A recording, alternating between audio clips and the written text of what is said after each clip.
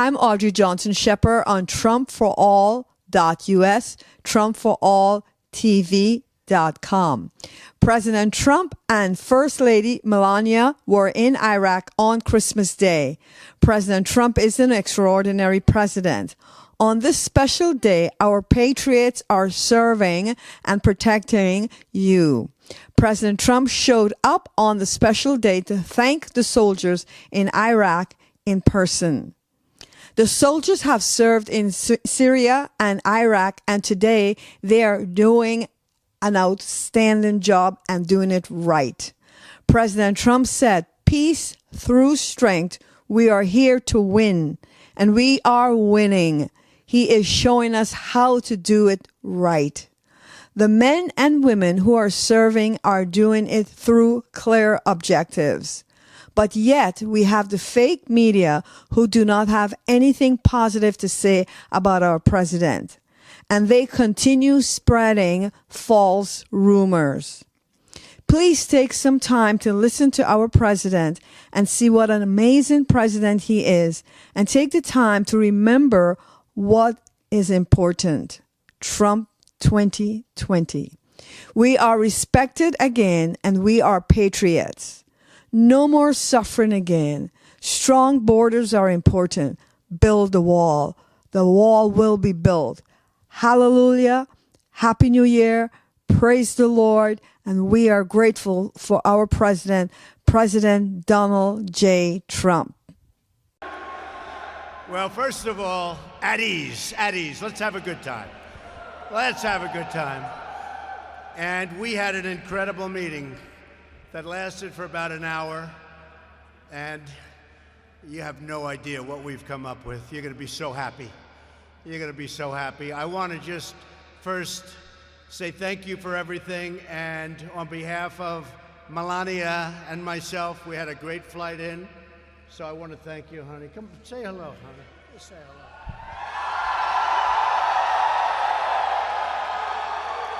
I'm very honored to be here tonight. Thank you for your service, for your sacrifice, and keeping us safe and free. I'm very proud of you, and on behalf of our nation, I'm wishing you a Merry Christmas and a happy and prosperous New Year. Thank you again, and to your families.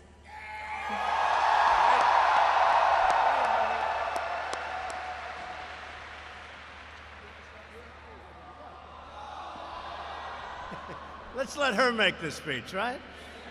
Yeah, she's great. Very popular First Lady and a great person. And I want to thank General LaCamera for the incredible job he's done. And I was just saying we had a meeting with him and some of your great representatives. And we have some ideas that are more than ideas that are going to be just, we like to win. Do we like to win? We're going to win. I want to thank everyone at Al-Assad Air Base, special people. We came in, we felt very safe coming in. It was a pretty difficult journey in certain ways, but we felt very, very good, very safe. And also, we knew exactly where we were going, and we're going to say hello to you and to wish you all a Merry Christmas and a Happy New Year. Very important. Thank you very much. Great job. So Melania and I are thrilled to be here with the extraordinary men and women of the American Armed Forces, the greatest military, and especially as we get all of this billions and billions of dollars of new equipment that I approved over the last 2 years. You're getting such new equipment, your eyes are popping, right? Your eyes are popping. You're getting the best equipment in the world. As you know, it was being very rapidly depleted, and it wasn't good. We weren't going to let that happen to you or to our country.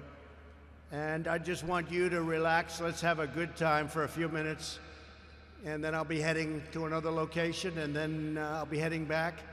But I have you totally in mind, totally in mind.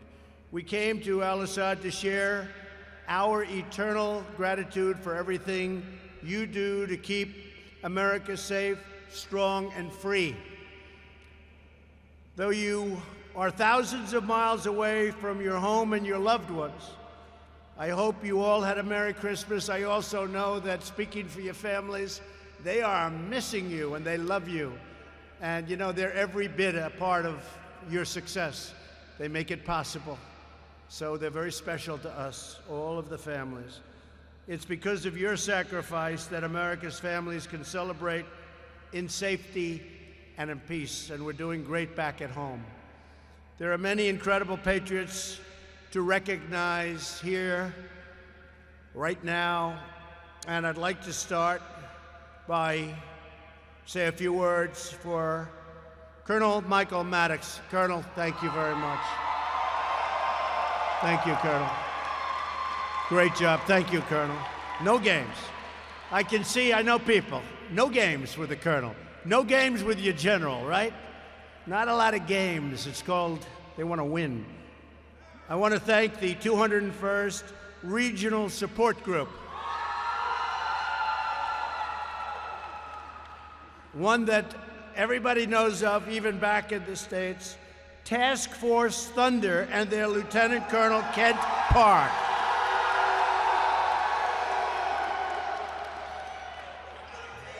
There's a reason for that name, Thunder, isn't there? The 443rd Air Expeditionary Squadron and their great commander, Major Dicey Ritz. Where is Dicey? Thank you. Great, fellas. Great. The 1st Expeditionary Rescue Group and their commander, Colonel Michael Gurshard. Where's Michael? Thank you. Thank you, fellas. The 3rd Cavalry Regiment and their commander, Colonel Jonathan Byram. Brigadier General Austin Renforth. Where's Austin? Austin. Thank you, Austin. Thanks, Austin. Everyone at the Special Operations Joint Task Force. Thank you. Where the hell are they?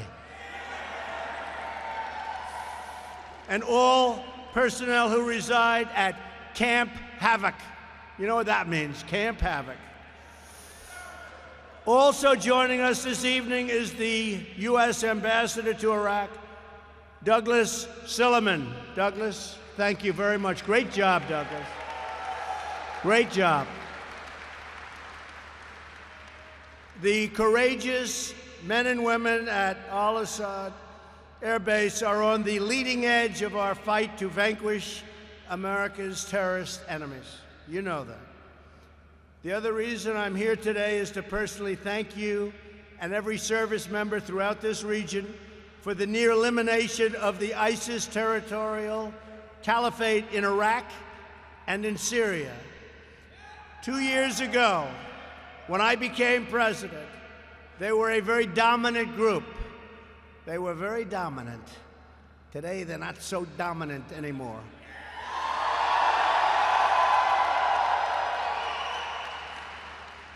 Great job. I looked at a map, and 2 years ago, it was a lot of red all over that map. And now you have a couple little spots, and that's happening very quickly. That's happening very quickly. You'll be seeing that. I want to just say great job. And we'll be watching ISIS very closely. We'll be watching them very, very closely. The remnants of ISIS. No enemy on earth can match the awesome strength of American soldiers, sailors, airmen, and Marines. Nobody's even close. And nobody is even close in terms of our equipment. We make the greatest equipment in the world. Whether it's missiles or ships or anything you want to name, we have the greatest in the world. The jet fighters, the new F-35, the super F-18s. We have the greatest fighter jets in the world. We make the greatest equipment in the world. But you strike fear into the hearts of our enemies and bring comfort to all of our allies and those who cherish peace. And we want peace. And the best way to have peace is strength. When we're strong, we're going to have peace. If we're not strong, you know what happens. So we're stronger than ever. And very soon, when it all comes in, when that equipment keeps flowing, it's being made, much of it now, There'll be nobody ever in history that's even close. American and coalition forces have had one military victory after another over the last 2 years against ISIS, including the retaking of both Mosul in Iraq and Raqqa in Syria. We've liberated more than 20,000 square miles of territory. Think of what that is, 20,000 acres is a lot. Think of what 20,000 square miles is. It's a lot.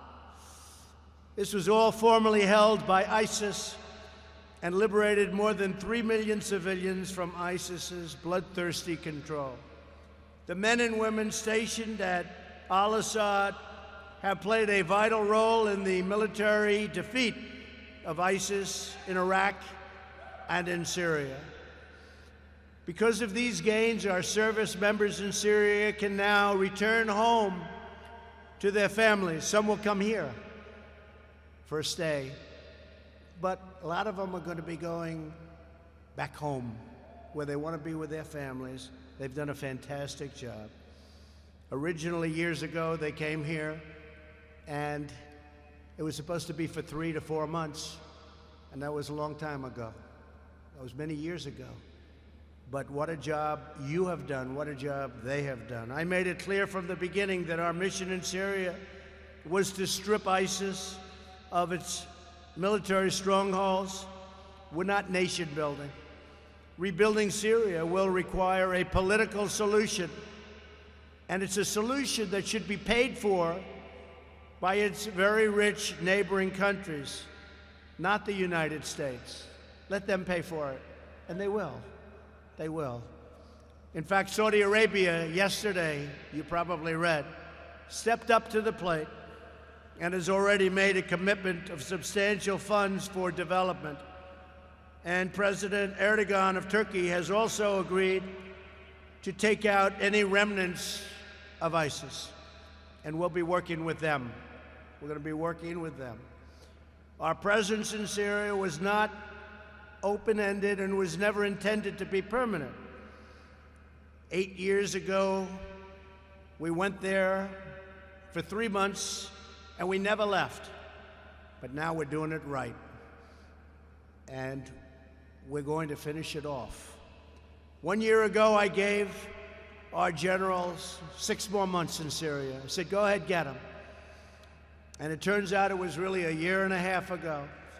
I said, go get them. We need 6 months. Go get them. Then they said, give us another 6 months. I said, go get them. Then they said, can we have one more, period of 6 months? I said, nope.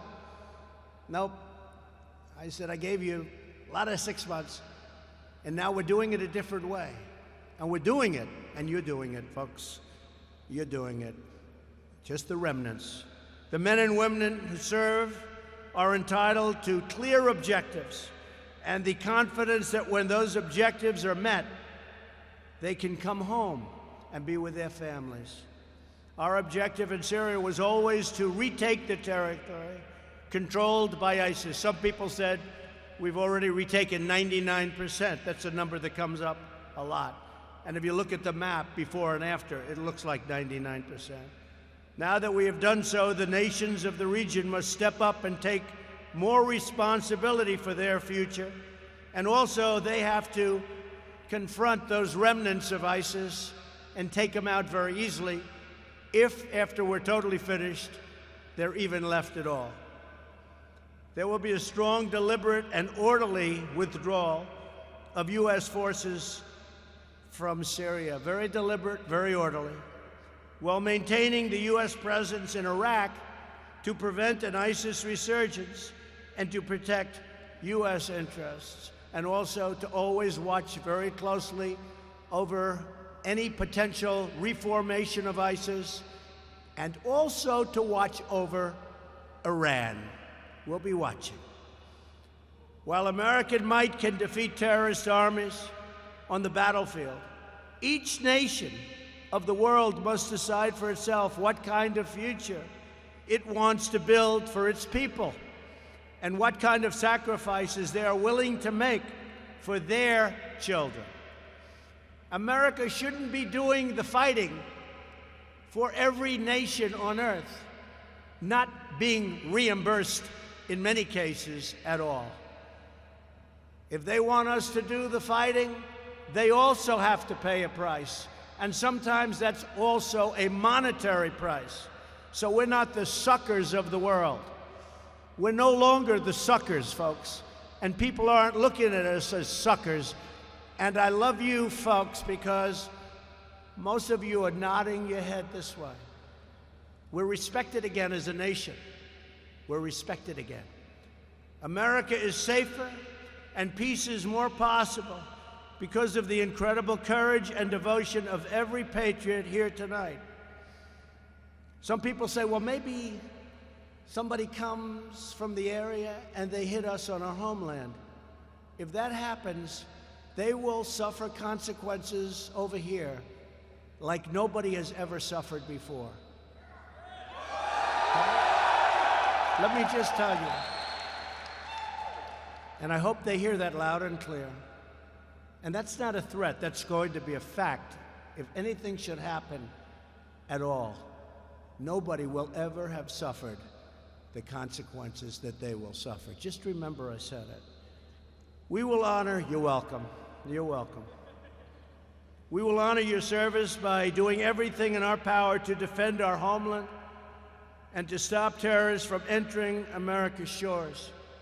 And that includes strengthening of our borders. I don't know if you folks are aware of what's happening. We want to have strong borders in the United States. The Democrats don't want to let us have strong borders. Only for one reason. You know why? Because I want it. If I said, you know, I think just standing here looking at all these brilliant young faces, these warriors, you're warriors. You know, you're modern-day warriors. That's what you are. But you gave me an idea just looking at this warrior group. I think I'll say, I don't want the wall. And then they're going to give it to me. I figured out the solution. First Lady, tell Nancy Pelosi, I don't want the wall. Oh, we want the wall. And then we get the wall. That's another way of doing it. That's another way of doing it. Now, we have to have it. And, you know, not only human trafficking, drugs, illegals, a lot of criminals, bad records. We've seen murderers come in through you saw what happened with the caravan, as we call it, caravan of thousands of people. And by the way, our Border Patrol did an incredible job, and our military did an incredible job, and local law enforcement on the various parts of the border did an incredible job. And those caravans are slowly breaking up, and they're going back where they came from, and they have to come into our country legally. And that's what you're fighting for. You know, when you think about it, you're fighting for borders in other countries. And they don't want to fight the Democrats for the border of our country. Doesn't make a lot of sense.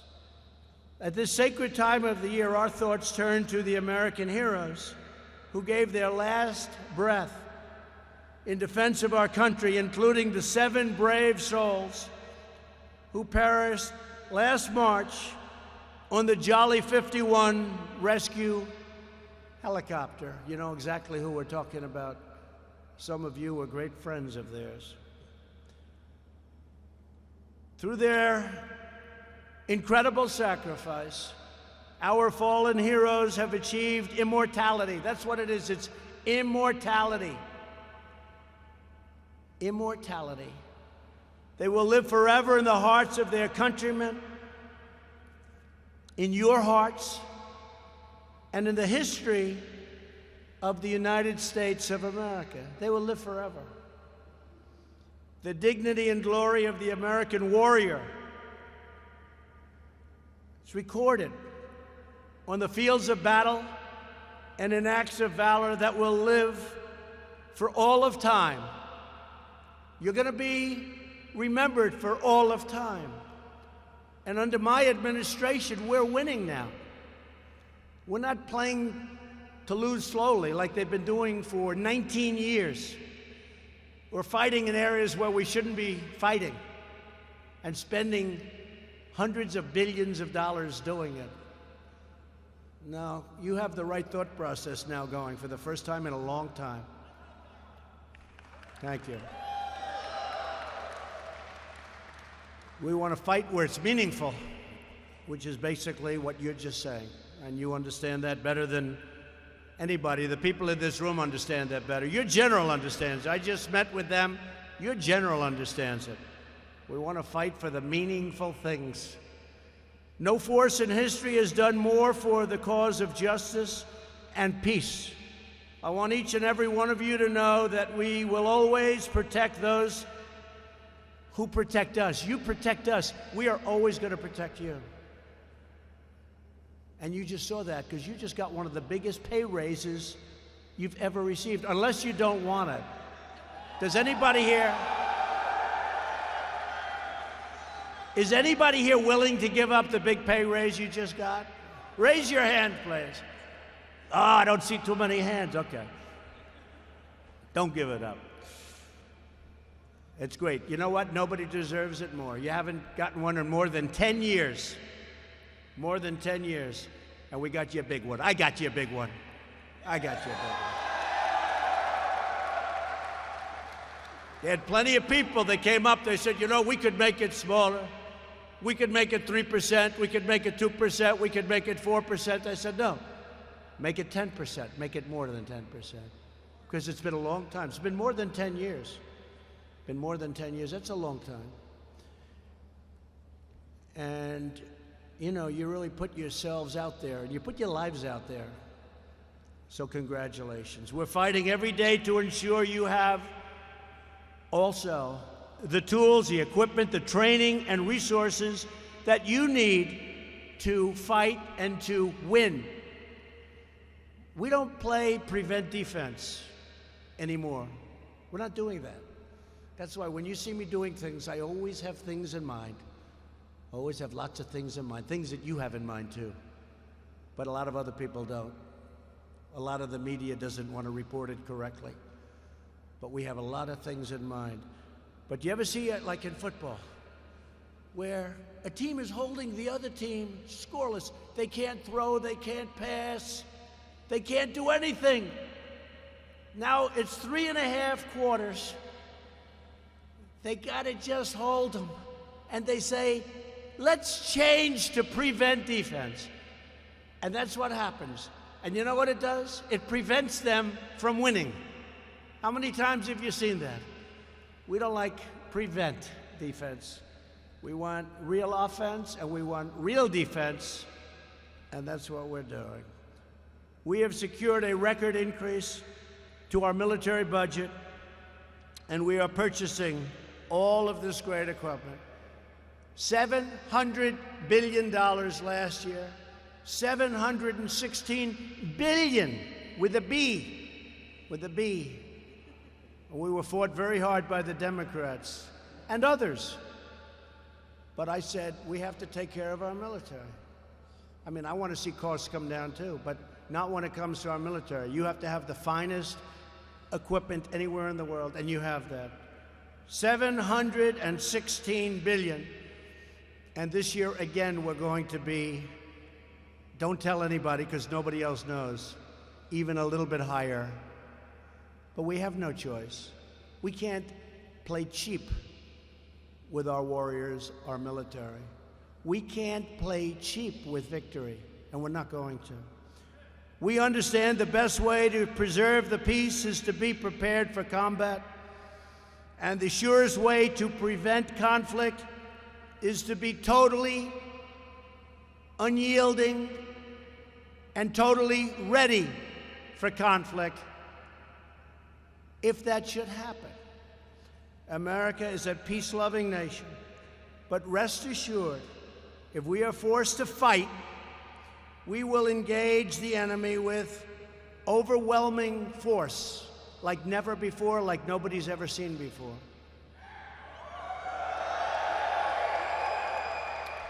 There is no military more capable, and now more lethal, more fearless, and more skilled than the United States Armed Forces. Nobody is even close.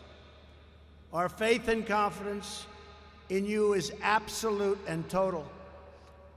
You are the sentinels who watch over our nation. You are the warriors who defend our freedom. You are the patriots who ensure the flame of liberty burns forever bright. That's who you are. That's who you are. To everyone at Al-Assad Air Base and every American serving overseas, may God bless you. May God protect you. And may God always keep you safe. We love you, we support you, we salute you, we cherish you. And together we pray for justice, goodness, and peace on earth. We are putting America first for the first time in a long time, longer than anyone can remember. At the same time, we're here to help others. And for all of you that have those red caps, and I saw them before, I signed a lot of them, it says, "Make America Great Again." And you know what? That's exactly what we're doing. So we flew all night on Christmas evening. The First Lady, myself, John Bolton, and a lot of other great people on that plane. Thank you, John. And it was worth every minute of it. And I just want to thank you. You're outstanding, outstanding people. And we will never let you down. Just remember that. God bless America. Thank you very much. Thank you.